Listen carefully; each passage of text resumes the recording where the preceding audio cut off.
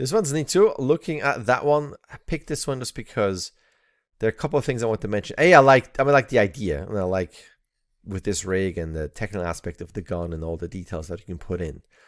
Why I'm picking this one here is that when you have this shooting, I would make this potentially a bit bigger, maybe a slight glow. Not that you want to render this, but maybe, you know, whatever effects that don't need the renders adding in there, so we can clearly see what is going on. Because as you start this, we can kind of see it, but it also goes away fairly quickly. And it would be neat to have the projectile be a bit bigger, so we can really follow what's going on.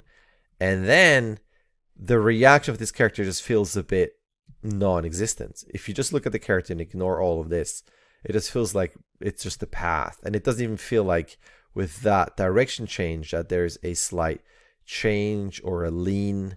It feels a bit on the path with the same cycle somewhat up until around here-ish.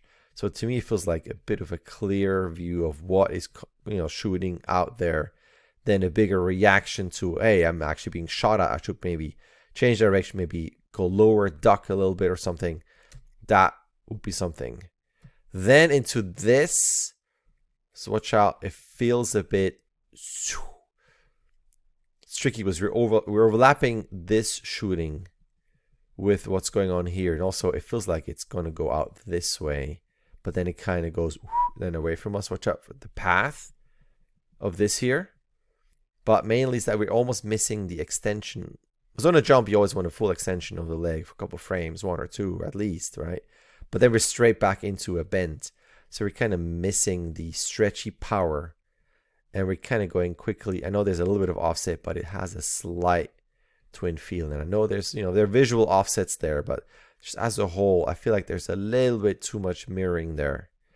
And the other thing is, once we get to here, it just feels like that is a very clear look of, ha, I got you there. Now, as the character, the first person view character drops, it would be neat to get more darts on that character following, tracking how this character falls over. There's something about him kind of spaced out, looking, losing focus there. The rest is okay. It just felt like that. It's a weird disconnect. I would have loved for him to kind of have that evil stare, that victory stare, but follow. And if that means I need to close the eyes a bit later, I mean, I think that would be totally fine.